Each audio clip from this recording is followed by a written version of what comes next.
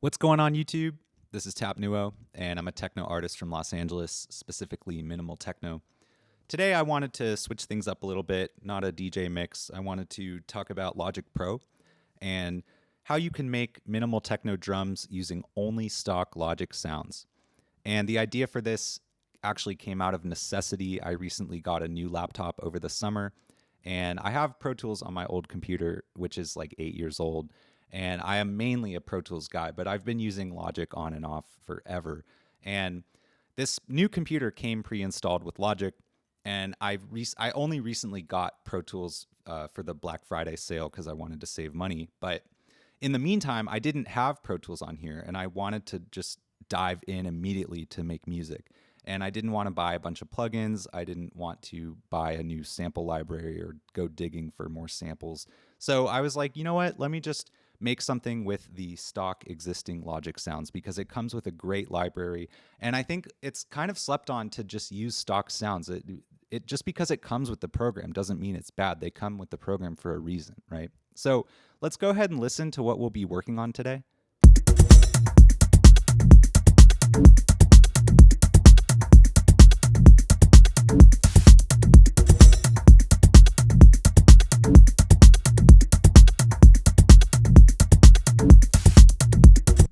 Cool. So first things first, I just started with the kick drum, just a very simple 4 on the floor playing at a note of F. The old version of Logic that I had did not come with this drum synth. And this drum synth is, to me, something very new. I know for a lot of you that use Logic, you might be already super familiar with this, but the sounds that this thing generates are incredible. I mean, to the point where you barely have to even process them. Like the heavy kick, whether it's this one or I think there's like tight kick, there's all kinds of different kicks and hats and snares and stuff, but it's really like just a solid foundation. So let's hear just the kick, which is the drum synth as well as some EQ to just roll off the subby part, as well as boosting a little bit of the body of the kick. And then the stock distortion 2 plugin and just adjusting settings to taste. Other than that, this project, so these drums are from a new record of mine, which will be dropping in February of 2023. Stay tuned for that. The only difference between the session you're seeing right here and the actual record is I mixed these drums and the synth and all that on a console at Big Bad Sound Recording Studio here in Los Angeles. And I just added things such as the distressor, the API console EQ, but all of those mixing decisions were made to enhance what is already here. I was very intentional about frequency ranges and where things are sitting in the frequency spectrum so that when I got to the studio, I didn't have to do a bunch of cleanup. It was more just like, let's have a really solid foundation and build from there. So the kick drum, that is the first just bone stock Logic thing that is in this project. Secondly, we have this perk element, which is Abstract Atmosphere 67. So let's search that. 67. I wonder if it'll come up. Yeah. So it sounds like this. Just like a, I guess, industrial, some sort of factory kind of sound. And on its own, I trimmed it a little bit, applied the fade tool. So it's just playing like a 1 second, I think even less than 1 second sample of it. And it's kind of just emphasizing the backbeat. So you'll hear it like, just kind of adds that like push-pull feeling to the record. Next, we have Perk 2, which is Abstract Atmosphere 065. 065. Sounds like this. And that one, I did not really change anything. Also, I should mention the first one, all I did for processing was just cut out the sub, because that's being taken up by the kick as well as the sub channel, which we will get to. So for, the second one, same thing. Just cut out the sub, boosted a little bit of the top, but it's literally just that exact sample. And it sounds great.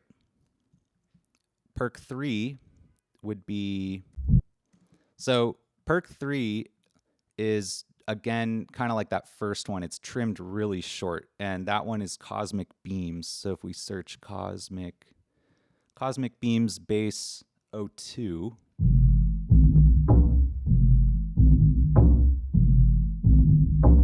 And that's a much longer sample.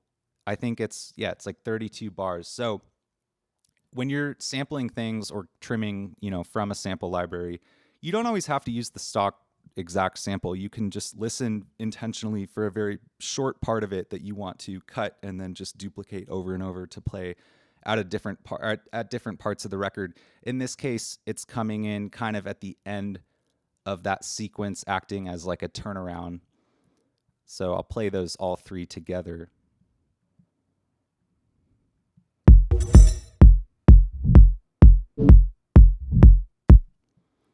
And already you can hear we're getting a little bit of a call and response type of sound.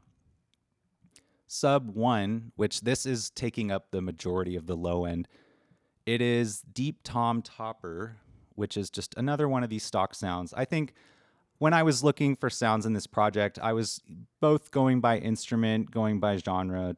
There's different descriptors. It's really cool. So stock without any processing, that sounds like this.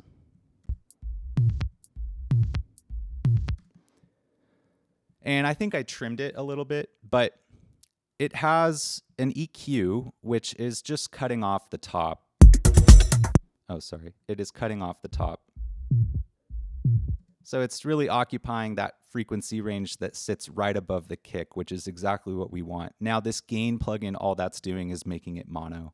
And one thing I wish Logic would do better is export things in mono. Like, you always have to export them in stereo and then split it, because Pro Tools just works with mono audio way better. And I still stand by mixing all of your stuff in Pro Tools. But again, when it came to the mixing process, because I had already done some stuff like this and set designated frequency ranges, I didn't have to think too much when I was mixing, right? It was more of a feeling. And I always say this: music is just a feeling, and if it feels good, keep rocking with it. So toms, I took Lo-Fi Funk Break. Let's see that. Let's see, Funk. Lo-Fi Funk Break. Where is that? It's one of these, but I trimmed it. And let's just hear the sound without any processing. It's just a little, to keep that kind of rolling sound. But then with processing,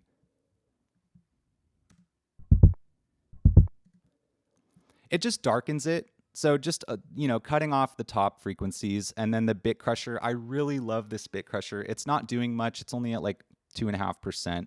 But this stock Logic bit crusher is incredible. I mean, I wish this thing was a plugin that you could use in any program, because it just sounds so different than other bit crushers. So if we play all of those together, that really starts to lay down the main groove.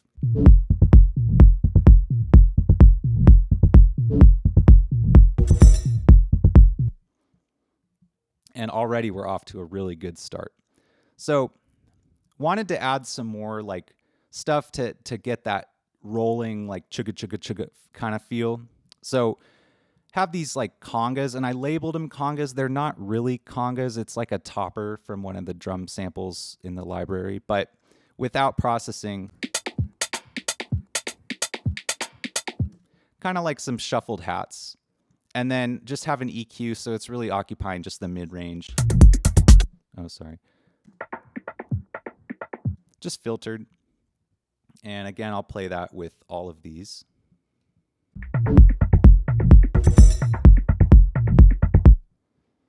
Slowly just building that beat, building that rhythm.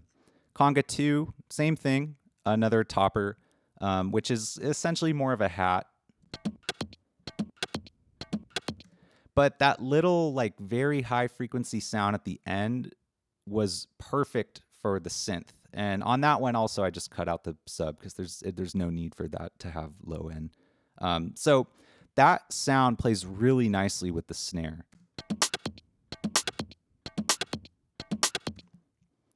It just adds like a more musical groove to that snare, which the snare is just the stock Ultra Beat drum kit of the Italo Disco preset. One thing I also want to make note of is the old, and let me know in the comments below if you've kind of experienced this, like using an older version of Logic versus a newer version.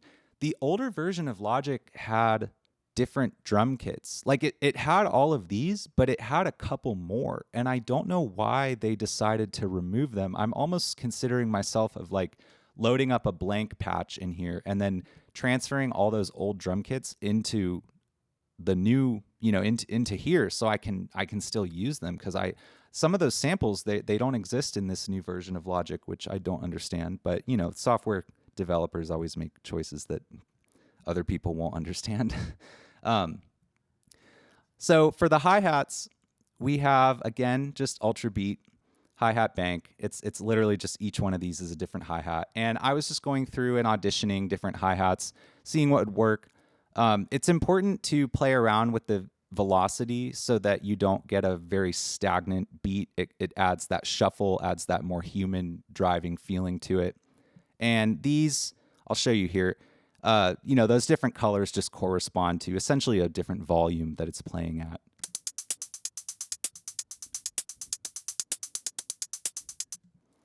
Very shuffled. As well as Ultra Beat, what's cool is you can dial in the swing. So for this one, I didn't have too much swing because this style of minimal techno that I was going for is a more like driving, almost like tribal minimal techno. It reminds me of old deadmau5 records such as like Trepid or TL7 kind of stuff. His stuff from like, I think I want to say like 07. And if you've seen any of my other tutorials or listened to my other mixes on here, I am just absolutely fixated on that era of minimal techno from around 04 to 08 is for me the best style of minimal techno, because it's so different than minimal that you hear today. Minimal today, it's a little more tech housey, and to me, this style is more minimal than stuff that sounds like beach party Ibiza kind of stuff. So, anyways, the last hi-hat is, again, Ultra Beat hi-hat bank, but this time around, it's not playing a shuffled pattern. It's just two different hi-hats. It's just two different hi-hats that are playing on top of each other, just to kind of thicken them up. Now, when I went through and finally mixed this record as well as analog processing, I have in the studio, I ended up using, I want to say, Devil Lock on the hi-hats, which is just like a distortion plugin, and that added a lot of crunch to them. But really, again, the processing on these drums, you don't need much. If you are intentional about where you are placing sounds and how you are placing sounds, it'll kind of do the work for you. I think it's beneficial to just focus on groove and less upon what you're actually seeing. It's easy to get caught up in like what you're seeing on an EQ or what you're seeing on, a spectrum analyzer or something like that. But all these sounds in Logic, and whether you're using Ableton, any program that comes with stock sounds, they are there for a reason, to the point where you barely need to EQ them, as if you are intentional. So let me know in the comments below if you would like to see any further Logic tutorials, Logic beat breakdowns, or maybe even making a beat or making something in real time on a video in Logic. I can also do a video about integrating Logic into Pro Tools or vice versa. And thank you so much for subscribing, and new videos here every Thursday. Later.